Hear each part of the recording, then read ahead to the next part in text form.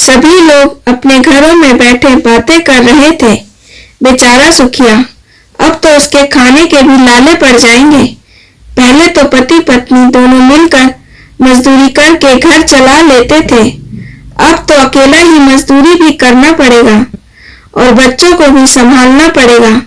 कोई बात कर रहा था, अब बच्चों का क्या होगा, कौन देखेगा इनको। बस इन्हीं सब बातों में रात गुजर गई और सुबह होते होते तो सुखिया के घर पे लोगों का जमघट लगना शुरू हो गया। चल सुखिया उठ, अंतिम संस्कार की तैयारी कर, यूं बैठ कर रोने से कुछ ना होने वाला। वो तो चली गई, अब जो रीति रिवाज है वो तो निभाने ही पड़ी। जल्दी जल्दी सामान ला और सब कुछ जल्दी से निपटा दे। गांव के सरजू काका ने कहा, का भैया लोगों, और गांव के लोगों ने भी हाँ में हाँ मिला दी।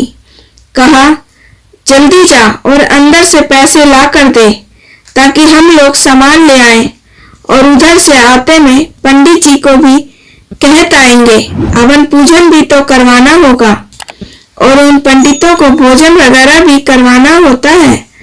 अब तो 11-12 दिन तक काम ही काम है, यूं हाथ पे हाथ धरने से कुछ ना होगा। सुखिया सबकी बातें सुने जा रहा था, पर किससे कहे कि उसे जितना दुख अपनी पत्नी के जाने का है, उससे कहीं ज्यादा दुख इस बात का है कि ये 12 दिन के कर्म कांड करने के लिए उसके पास पैसे नहीं है। उसके पास तो अपने बच्चों को खिलाने के भी पैसे नहीं है। वो ये सब कहाँ से करेगा। जो कुछ था वो सब राम दुलारी उसकी पत्नी की बीमारी में खर्च हो गया। सब लोग बोले जा रहे हैं। तभी उसके पड़ोस वाली ननुआ काकी ने कहा, अरे पैसा नहीं है तो अपनी पत्नी के कान के कुंडल बेच के पैसा ले, पर ये सब तो करना ही पड़ी। इसके करे बिना मरने वाले की आत्मा शांत ना हुई।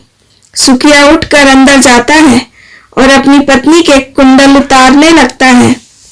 इतने में उसके बच्चे बोल पड़ते हैं, बाबा बहुत भूख लाग बा, 2 दिन से कुछ ना खाया। वो अपने बच्चों की तरफ देखता है और सोचता है कि अगर ये कुंडल बेच के सारे पैसे क्रियाक्रम में खर्च कर दिए तो बच्चों को क्या खिलाऊंगा।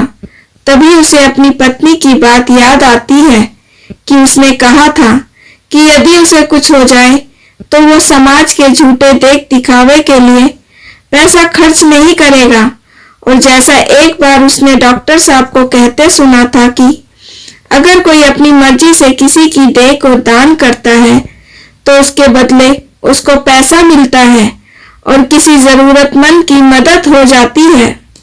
वो तो पैसे के अभाव में अपनी पत्नी का इलाज नहीं करा सका, पर अब अपने बच्चों को जीते जी इस समाज की झूठी रीति रिवाजों की बलि नहीं चढ़ा सकता। वो दुलारी की देह को डॉक्टर साहब को दान कर देगा। इससे मुझे पैसे भी मिल जाएंगे और किसी का जीवन भी बच जाएगा। और फिर दुलारी की भी यही इच्छा थी। वो दुलारी की तरफ देखता है, उसे लगता है मानो दुलारी भी उसकी बात से सहमत है। वो उसका माथा चूमता है और उसको प्रणाम करता है और बाहर जाकर हाथ जोड़कर कहता है, आप सभी लोग यहाँ मेरे दुख में सम्मिलित होने आए, आप लोगों को बहुत बड़ा आभार। किंतु मैं ये रीति रिवाज पूर्ण करने में असमर्थ हूँ। आप लोग अपने अपने घर चले जाएं और मुझे मेरे हाल पर छोड़ दें। गांव वाले तरह तरह की बातें करने लगे। बोरा गया है, ऐसा भी कभी होता है। चाहे जो भी हो, खुद को गिरवी रखकर भी लोग ये 12 दिन तो करते ही हैं। आखिर थी तो उसकी पत्नी, इतना भी नहीं कर सकता। कैसा मर्द है, चलो भी हमें क्या। लोग तरह तरह की बातें करते हुए चले जाते हैं।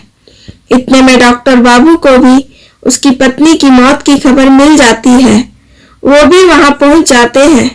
सुखिया उनको देखकर रोने लगता है और कहता है, मुझे इसकी देह के बदले कितना पैसा मिल सकता है साहब। डॉक्टर साहब सब समझ जाते हैं और उसको उसकी पत्नी की देह के साथ शहर के अस्पताल ले जाते हैं, जहां उसकी पत्नी की देह अस्पताल में दे दी जाती है।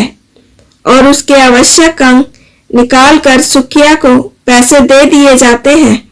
उन पैसों से वो उसका अंतिम संस्कार कर खाना लेकर अपने बच्चों के पास जाता है और उनको गले लगाकर कहता है, आओ बच्चों, खाना खा लो, तुम्हारी माई ने भेजा है।